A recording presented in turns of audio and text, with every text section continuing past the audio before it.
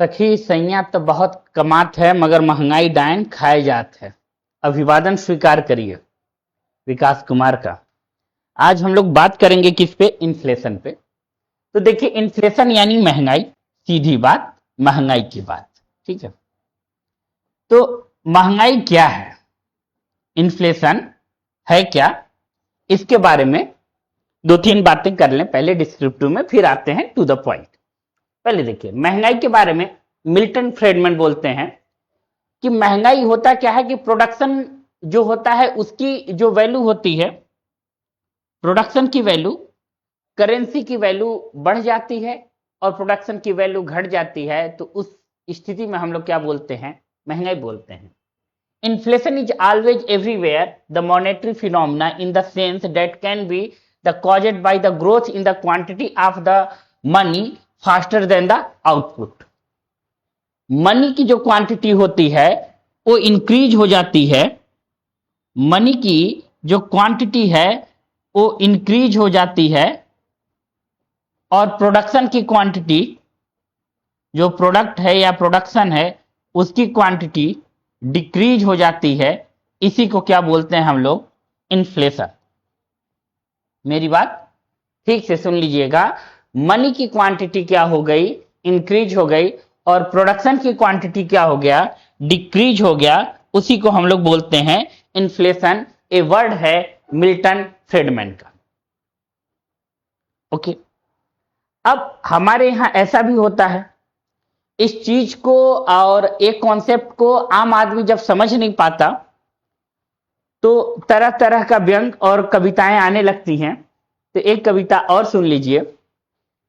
जिंदगी किस तरह बसर होगी, महंगाई कब बेअसर होगी, इंतजार करें या इंतजाम करें, ऐ सियासत बता कब समझेगी, ऐ सियासत बता कब समझेगी। देखिए, यहां पे हम लोग हमेशा महंगाई को एक इस नजर से देखते हैं कि महंगाई बढ़ने से सोसाइटी में, खासकर उन पर्सन के लिए जिनके पास इनकम नहीं है, वो भी इंडिया का 80% के आसपास ले लीजिए, उनके लिए बहुत ही घातक सिद्ध होती है जब भी इन्फ्लेशन हाई होता है। तो इन्फ्लेशन जब भी हाई होगा तो इंडिया का 80% के लिए वो बहुत ही नेगेटिव होता है। ऐसा क्यों बोल रहे हैं, इसके बारे में बात करते हैं। तो पहले समझ लीजिए कि इन्फ्लेशन बोलेंगे किसको हम लोग। आइए इन्फ्लेशन की बात कर लें कि इन्फ्लेशन है क्या।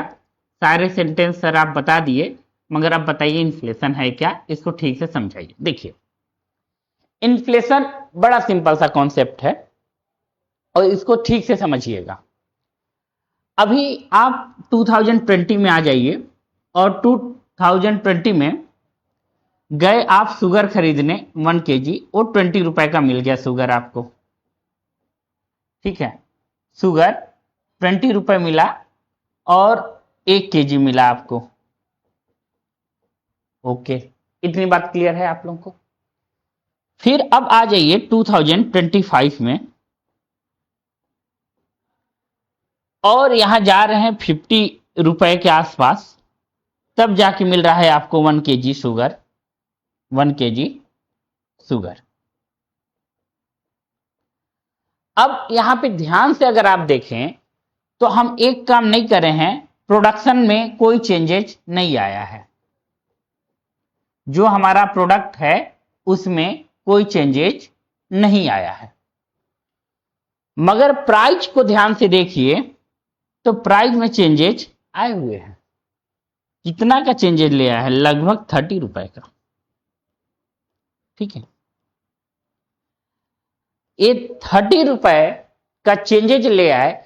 इसका मीनिंग ये है कि प्रोडक्शन का जो प्रोडक्ट है उसका जो रेट है वो तो इंक्रीज हो गया, मगर मनी का जो रेट है, मनी की जो वैल्यू है, ऐसे कह लीजिए मनी का जो वैल्यू है वो डिक्लाइन कर गया। मनी की जो वैल्यू है वो क्या कर गया? डिक्लाइन कर गया, गिर गई। और प्रोडक्शन की जो वैल्यू है वो इंक्रीज कर गया। प्रोडक्शन की वैल्यू इंक्रीज कर गया। इसी को हम लोग क्या नाम दे देते हैं, इन्फ्लेशन। अब सुनिए, जब ऐसा हो कि गुड्स एंड सर्विस इसका प्राइस प्रीवियस प्राइस से यानी प्रीवियस ईयर के प्राइस से इंक्रीज कर जाए और क्वांटिटी सेम रहे,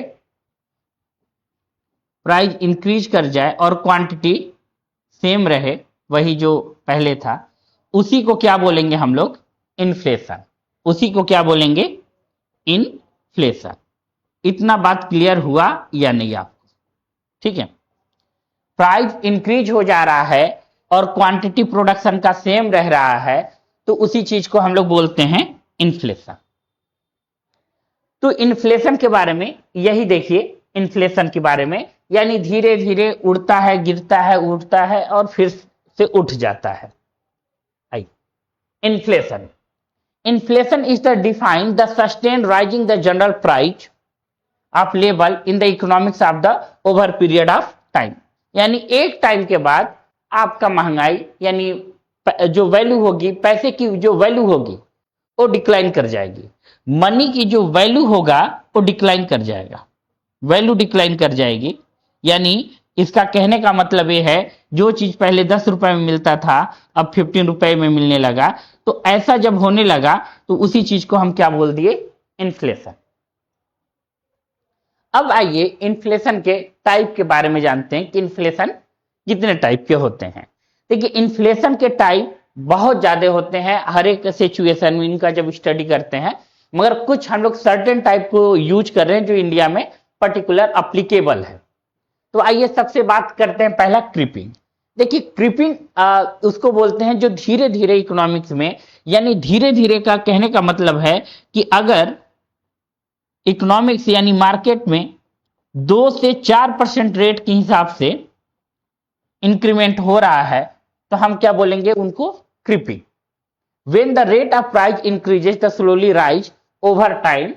For example, the price increases from 2% to 4%, 2% to 4% a year, तो उसको हम लोग क्या बोलेंगे, क्रीपिंग बोलेंगे। उसको क्या बोलेंगे, क्रीपिंग बोलेंगे। अब आरबीआई का गाइडलाइन है, भारतीय रिजर्व बैंक ऑफ इंडिया का, कि 2% से 4% ये बहुत ही अच्छा माना जाता है, इन्फ्लेशन गुड माना जाता है, good for economics, good for market, जो भी आप कहना चाहें, ये बहुत ही अच्छा माना जाता है।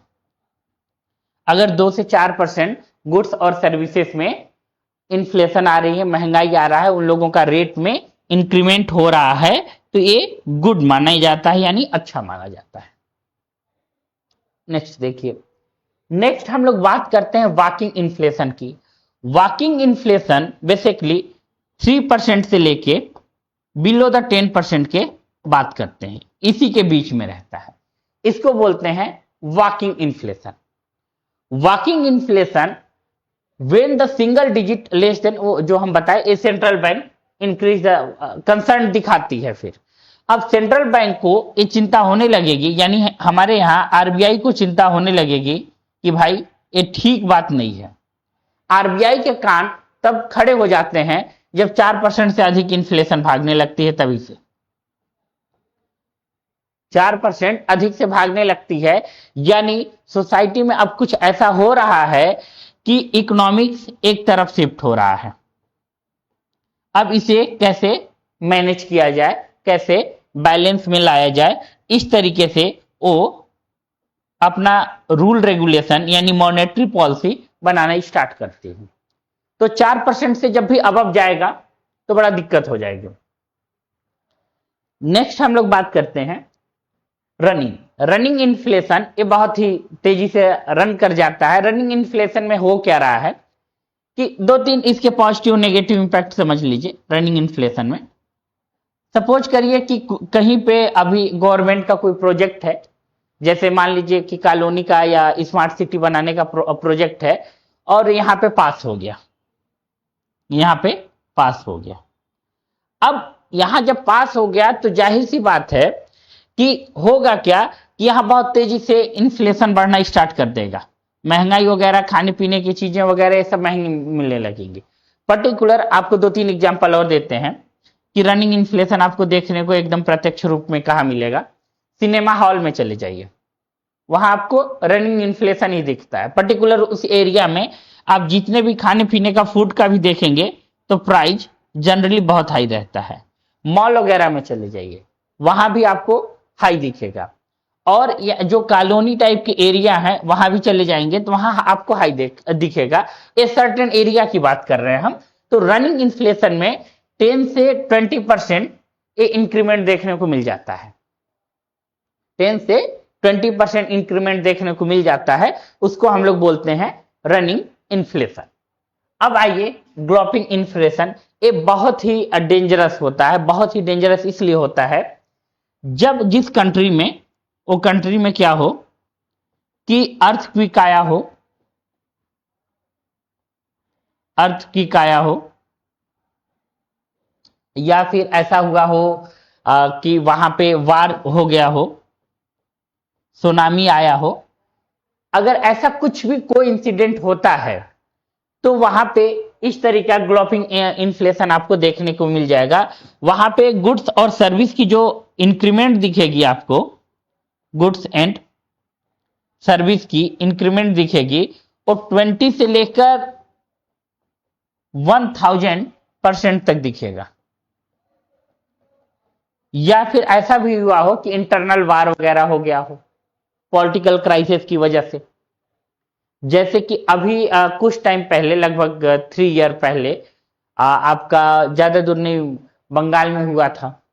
तो वहां पे भी गुड्स एंड इन्फ्लेशन इसी के बीच में दौड़ना स्टार्ट कर दी थी। तो उसको बोलते हैं हम लोग सरपाट दौड़ना या फिर galloping inflation. This is the inflation rate of between 20% to 1000%. Of it this the cupid rate of the price increases, the serious problem of the will be the challenging to the bringing under the control. यहां पे लिखा हुआ है serious problem. जब भी कभी serious problem आने लगता है, सीरियस प्रॉब्लम, उस समय ये कंट्रोल करता है। नेक्स्ट देखिए, नेक्स्ट है हम लोग का हाइपर इन्फ्लेशन। हाइपर इन्फ्लेशन, देखिए हाइपर इन्फ्लेशन एक गवर्नमेंट का मिसमैनेजमेंट की वजह से होता है। गवर्नमेंट का मिसमैनेजमेंट, यानी वहां उन्होंने ठीक से मैनेजमेंट नहीं किया, मैनेजमेंट नहीं किया, तो यहां पे हाइपर इन्फ्लेशन आ गया। और पर्टिकुलर एक कंट्री का एग्जांपल है, जो कंट्री है आपका वेनेजुला करके नाम होगा। कहाँ है भाई? हाँ, वेनेजुएला। इनकी एग्जांपल जो है, यहाँ खराब अर्थव्यवस्था होने का एग्जांपल यहाँ सिर्फ गवर्नमेंट थी। गवर्नमेंट ये समझती थी कि अगर हम करेंसी क्या करेंगे, ठीक ठाक छाप देंगे तो क्या होगा, महंगाई को कंट्रोल कर लेंगे। कितना समझदार आदमी था, महंगाई को करेंसी छापने के बाद कंट्रोल किया जा रहा है। ऐसी कंडीशन, लोग बताते हैं कि ऐसी कंडीशन आ गया था कि एक बोरी करेंसी लेकर जाते थे, और करेंसी लेकर जाते थे और 1 केजी या 2 केजी चावल लेकर आते थे। इस तरीके की समस्या बढ़ गई थी। तो सिर्फ किसी भी कंट्री में ऐसा ना हो कि हम लोग छाप दें, नोट छाप दें और वहां पे इंक्रीमेंट आ जाए। तो वही hyper inflation, inflation rising at a very fast core and load to a total collapse of the currency and economic crisis. Venezuela is the experience hyperinflation due to the poor economic policy and the weak government.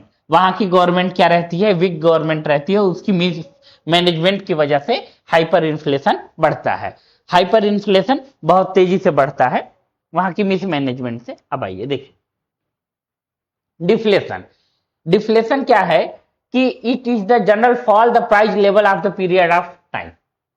अब हो क्या रहा है कि inflation बढ़ चुकी, महंगाई हो गई, मगर इन्फ्लेशन यानी महंगाई बढ़ गई, और कुछ टाइम बाद आफ्टर, टाइम पीरियड है 3 मंथ 2 मंथ जो भी आप लेना चाहें, ठीक है, 3 मंथ से लेकर 1 ईयर तक, 1 ईयर के बीच में लीजिएगा। तो वो धीरे सा क्या किया, डिक्लाइन कर गया। इन्फ्लेशन बढ़ चुकी है, बढ़ी, फिर क्या हुई, बढ़ने के बाद यहां बढ़ के फिर डिक्लाइन कर रही है, फिर क्या कर रही है, डिक्लाइन कर रही है। ऐसा जब भी देखा जाता है उसको क्या बोलते हैं, डी इन्फ्लेशन। ये क्या होता है, डी इन्फ्लेशन। आइए, डिस इन्फ्लेशन क्या होता है कि कम से कम यहां पे एक तय रहता है कि 8% अब बढ़ गया है, इन्फ्लेशन 8% हो गया था, अब डिक्लाइन करके कहां पहुंच गया है, 6%। डिक्लाइन करके कहां पहुंच गया है, 6%। It is the fall in the rate of the price increases और a slower rate of inflation. Inflation क्या हो जाता है, स्लो हो जाता है। Fall in the inflation 8% to 6%, यानी पहले महंगाई 8% की थी, अब क्या हो गई है, 6% की। ऐसी बात हम लोग जब करते हैं तो वो क्या होता है, यहाँ पे बी स्मिथी होता है, यानी डिस इन्फ्लेशन होता है, मुद्रा की गिरावट होती है। नेक्स्ट आइए देखिए, इन्फ्लेशन यानी महंगाई। तो महंगाई का सीधा सीधा कॉन्सेप्ट ये है कि गुड्स एंड सर्विसेज का, गुड्स और सर्विसेज का प्राइस हाई हो जाएगा, प्राइस हाई हो जाएगा, और जो वहां के लोकल पीपल है, यानी पीपल लोगों की जो परचेजिंग पावर होगी, पीपल का परचेजिंग पावर जो होगा, परचेजिंग पावर, वो क्या होगा, कांस्टेंट रहेगा, उतना ही रहेगा या नीचे गिर जाएगी। तो इस कंडीशंस में क्या होता है कि उसको हम लोग इन्फ्लेशन बोलते हैं, उसको क्या बोलते हैं हम लोग, इन्फ्लेशन बोलते हैं। तो inflation it is the rise of the goods and services within the particular economic wherein the purchasing power of the consumer, मेरी बात ठीक से सुनिएगा, purchasing power of the consumer decreases, वो डिक्लाइन कर जाता है under the value, under the value of the, under यहां पे रहेगा, under, under the value of the cash holding erode. Next आइए देखिए यहां पे reflection. Reflection is the act of the simultaneously the economic by the increasing the money supply by reducing taxes seeking. अब इसके बारे में थोड़ा सा समझिए, रिफ्लेक्शन के बारे में। रिफ्लेक्शन क्या होता है कि गवर्नमेंट एक काम करती है, पहले समझिए इसके, यहां पे इस तरीके से गवर्नमेंट काम करती है, पर्टिकुलर कुछ योजनाएं जो चलाई जाती है। अब फॉर एग्जांपल अभी एमएसएमई का ही एग्जांपल ले लेते हैं हम, एमएसएमई, ठीक है। ये योजनाएं क्या चलाती है गवर्नमेंट, और क्या करती है कि वो सीधा सीधा कहती है कि देखो भाई, आप वर्क करोगे तो हम क्या करेंगे, आपको टैक्स में छूट देंगे, टैक्स यानी आपसे कम लेंगे, ठीक। दूसरा काम ये करेंगे, जो भी आपका इंटरेस्ट बन रहा है, इंटरेस्ट बन रहा है, वो भी कम कर देंगे, वो भी क्या कर देंगे, हम कम कर देंगे। ऐसा इसलिए जैसे गवर्नमेंट का प्रधानमंत्री जनधन योजना है, प्रधानमंत्री मुद्रा योजना है, ये सारे योजनाओं में आप देखेंगे रेट काफी कम रहता है, इंटरेस्ट रेट काफी कम रहता है। ऐसा इसलिए करती है गवर्नमेंट कि जो पर्सन है वो सस्टेन कर जाए, सस्टेन कर जाए, यानी वहां पे उसकी साइकिल, यानी उसका जो मार्केट है वो बन जाए, मार्केट क्या हो, बन जाए। और मार्केट जब बन जाएगा तो सस्टेन कर जाएगा, तब फिर बाद में वो कैपेबल हो जाएगा, फिर उससे हम क्या करेंगे, टैक्स ले लेंगे, मगर तब तक नहीं लेंगे, रेट भी कम लेंगे उससे और टैक्स भी कम लेंगे जब तक वो सस्टेन न कर पा रहा हो। तो ये पर्पस होता है गवर्नमेंट का। तो रिफ्लेक्शन उस समय आपको इन्फ्लेशन डाउन दिखेगा, यानी महंगाई कम दिखेगी। Reflection is the act of the simultaneously the economics by the increasing the money supply or by the reducing taxes, यहाँ देखिए reducing taxes, seeking the bringing the economic back up to the long term trend following deep in the business cycle, following deep in business cycle, यानी वो business cycle क्या करे, चल सके, ये इनका पूरा पूरा पर्पस होता है। नेक्स्ट देखिए, नेक्स्ट क्या है हम लोगों का, नेक्स्ट है डिप्रेशन। अब देखिए अर्थव्यवस्था में इन्फ्लेशन को कम डेंजरस माना जाता है कंपेयर टू आपका डिप्रेशन आ जाए, यानी डिक्लाइन करने लगे, डिप्रेशन आ जाए, डिक्लाइन करने लगे, तो इसको ज्यादा, इसको अधिक, मोर डेंजरस है, मोर डेंजरस।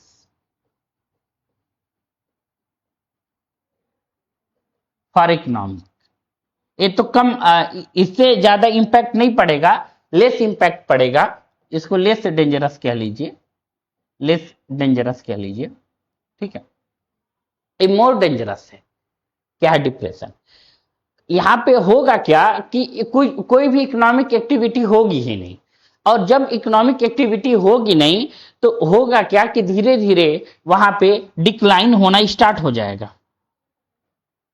दुकानदार बैठा रहेगा, परचेज करने वाला कस्टमर ही नहीं है।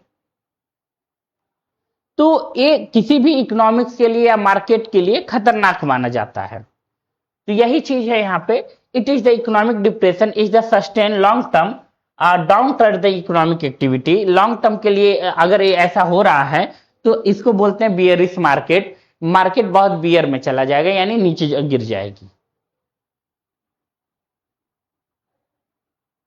अब देखिए हम लोग आगे कॉस्ट पुशिंग इन्फ्लेशन। अब देखिए कॉस्ट पुशिंग इन्फ्लेशन पहले समझ लीजिए।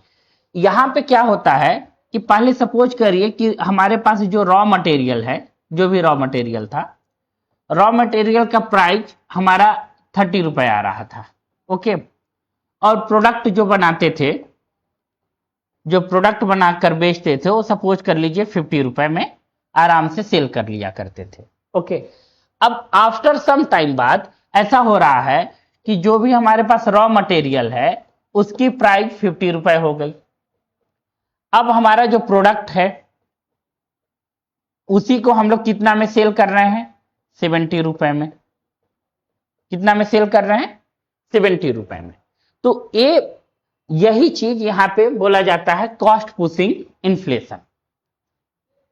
अगर आप ध्यान से देखें तो यहां 20 रुपए इसलिए बढ़े, यहां का 70 रुपए प्राइस इसलिए हो गया 50 से 70, क्योंकि रॉ मटेरियल का प्राइस बढ़ गया। अगर रॉ मटेरियल का प्राइस बढ़ जाएगा तो प्रोडक्ट का भी प्राइस बढ़ जाएगा। तो यही बात है, when the price increases due to the rising cost of the input the output level of the economic also fall. जब इनपुट की बढ़ती लागत के कारण कीमतें बढ़ती हैं तो अर्थव्यवस्था का उत्पादन स्तर भी गिर जाता है, ओके। अब यहां पे देखिए built in inflation. Built in inflation क्या होता है इसके बारे में समझिए। देखिए कोई प्रोडक्ट है जो पर्सन बना रहे हैं, अब वो प्रोडक्ट का क्या हो रहा है कि प्रोडक्ट बना रहे हैं तो वो पर्टिकुलर क्या हो रहा है कि कुछ लोग ही उसको परचेज कर पाते हैं। परचेजिंग पावर सर्टेन पर्सन की ही है, सर्टेन पर्सन लिख देते हैं, certain person purchasing power, okay.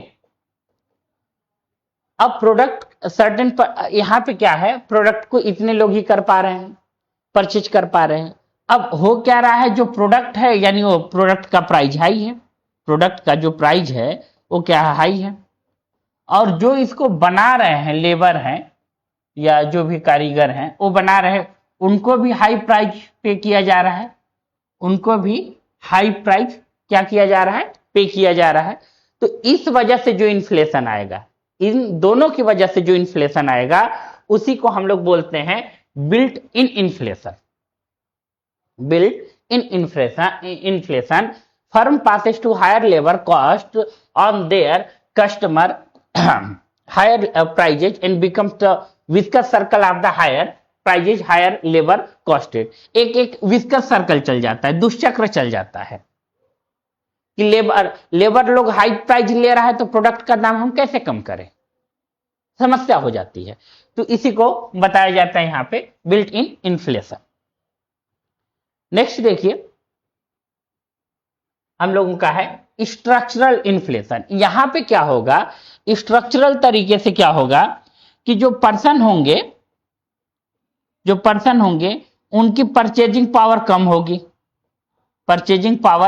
कम होगी, और बाजार में जो होगा वो क्या होगा, इंस्टीट्यूशंस उसकी प्राइस हाई रखेगी, उसकी प्राइस क्या करेगी, हाई रखेगी, राइट। तो हाई रखेगी। ऐसे जब भी हम लोग को इन्फ्लेशन देखा जाता है तो इसको बोलते हैं हम लोग स्ट्रक्चरल इन्फ्लेशन बोलते हैं। तो देखिए, due to the weak structure of the institute and the market the economics mostly developing and the low income of ones, ये लो इनकम ऑफ वंस पे है। आइए देखिए, प्रॉफिट इंड्यूस इन्फ्लेशन। अब प्रॉफिट इंड्यूस इन्फ्लेशन समझ लीजिए, थोड़ा सा कॉम्प्रोमाइज कर लीजिए आज भर। अब देखिए, प्रॉफिट इंड्यूस इन्फ्लेशन क्या होता है कि कोई भी मार्केट, जैसे अभी हम एग्जांपल ले लें जियो का या एयरटेल का, क्योंकि ये टेलीकॉम कंपनी लगभग आपके 80% मार्केट को कैप किए हुए हैं, 80% जो मार्केट है उसको कैप किए हैं, तो मोनोपोली क्रिएट कर लिए, ठीक है, मोनोपोली क्रिएट कर लिए हैं। अब वो प्रॉफिट के चक्कर में जो चीजें उनको पहले 30 रुपए में बेचते थे, अब उसको क्या किए 40 में बेचने लगे। जो 50 में था उसको 70 कर दिए, तो एक 70 कर दिए, ऐसा किए। तो एक क्या किए कि अपना प्रॉफिट के चक्कर में अब प्राइस को राइज कर दिए। प्रॉफिट अर्न करने के चक्कर में, प्रॉफिट अर्न करना था, इस वजह से प्राइस को क्या कर दिए, राइज कर दिए। प्रॉफिट अर्न करना था इसलिए प्राइस को हम लोग राइज कर दिए। अब इसी को हम लोग क्या बोलते हैं, आपका प्रॉफिट इंड्यूसेस इन्फ्लेशन। समझ गए आप लोग कि प्रॉफिट हमें अधिक कमाना है, मोनोपोली कंपनियां ये कर सकती हैं और आराम से कर रही हैं, इसमें कोई बहुत बड़ी बात नहीं है। तो if the produce in due to the monopoly position tend to the market of the profit margin will lead to the profit induce inflation, यानी प्रॉफिट गेन करने के लिए वो महंगाई को बढ़ा देते हैं, यानी प्रोडक्ट का दाम बढ़ा देते हैं, उसी को हम लोग बोलते हैं प्रॉफिट इंड्यूस इन्फ्लेशन। अब आइए स्क्रू इन्फ्लेशन। स्क्रू समझ लीजिए, बड़ा सिंपल सा है। अभी का ना लास्ट ईयर का एग्जांपल ले लेते हैं आपको। लगभग करीब 4-6 महीना तक टमाटर का दाम 80 से 50 रुपए के बीच में ही रहा, ठीक है। तो इसको इन्फ्लेशन, उसको बोलते हैं स्क्रू इन्फ्लेशन। बाकी सारे वेजिटेबल का दाम कम रहेगा, अपना पोटैटो का दाम वही है, ओनियन का दाम वही है, ठीक है, बाकी सारे वेजिटेबल का दाम वही रहेगा, मगर किसी एक वेजिटेबल का दाम क्या हो, बढ़ जाए, तो उसको बोलते हैं हम लोग स्क्रू इन्फ्लेशन। ऐसी मसाला में भी हुआ था कि सारे हल्दी का दाम ठीक था, वही था, और भी जो मसाले होते हैं, मगर जीरा का दाम लगभग डबल हो गया था, डबल से भी अधिक हो गया था। तो इस तरीके का जो भी इन्फ्लेशन होता है उसको हम लोग क्या बोलते हैं, स्क्रू इन्फ्लेशन, ठीक।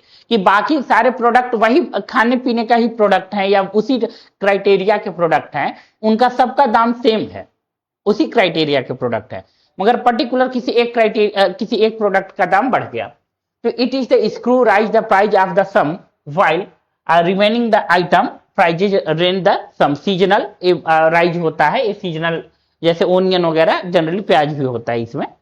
आइए नेक्स्ट देखिए, स्टैग इन्फ्लेशन। देखिए अभी हमारे कंट्री में हम लोग बहुत तेजी से इसी से जूझ रहे हैं, हमारी कंट्री का यही सबसे बड़ी प्रॉब्लम है, स्टैग इन्फ्लेशन। स्टैग इन्फ्लेशन में हो क्या रहा है कि यहाँ पे दो काम होता है, इन्फ्लेशन भी बढ़ रहा है, इन्फ्लेशन क्या होगा, इंक्रीज होगा, फिर क्या होगा, एम्प्लॉयमेंट भी डिक्रीज होगा, एम्प्लॉयमेंट भी क्या होगा, डिक्रीज होगा, अनएम्प्लॉयमेंट इंक्रीज होंगे, अनएम्प्लॉयमेंट इंक्रीज होंगे। इन्फ्लेशन इंक्रीज कहने का मतलब यह है कि गुड्स एंड सर्विस का प्राइस भी बढ़ेगा, goods and service, goods and services लिख दीजिए, गुड्स एंड सर्विस का प्राइस क्या होगा, इंक्रीज होगा, गुड्स और सर्विस का प्राइस इंक्रीज होगा, अनएम्प्लॉयमेंट इंक्रीज होगा, एम्प्लॉयमेंट डिक्रीज होगा। जब ऐसा सिचुएशन आता है तो उसको बोलते हैं स्टैग इन्फ्लेशन। और अभी हमारा जो देश है इससे बहुत तेजी से जूझ रहा है, अभी हमारा जो देश है इससे बहुत तेजी से जूझ रहा है कि यहाँ पे अनएम्प्लॉयमेंट भी इंक्रीज हो रही है, इन्फ्लेशन भी इंक्रीज, यानी महंगाई भी बढ़ रही है, गुड्स और सर्विस का दाम भी बढ़ रहा है, लोगों की इनकम बढ़ ही नहीं रही, अनएम्प्लॉयमेंट भी बढ़ रहा है। तो this situation of the rising price along with the falling growth and the employment is the called the stag inflation, inflation accompanied by an economic recession. ठीक है, ये इकोनॉमिक्स का क्या होता है, रिसेशन होता है। तो देखिए आज बहुत ज्यादा एग्जांपल के साथ एक्सप्लेनेशन नहीं हो पाया, मगर कोई बात नहीं, रीजन ये था कि थोड़ा तबीयत ठीक नहीं थी। और हमारे साथ जुड़े रहने के लिए और वीडियो को कंप्लीट देखने के लिए थैंक यू वेरी मच। हम लोग फिर मिलेंगे नेक्स्ट टॉपिक के साथ। आज के लिए बस इतना ही। आप पढ़ाई करते रहिए अच्छे से। शुभ रात्रि, सब खैर।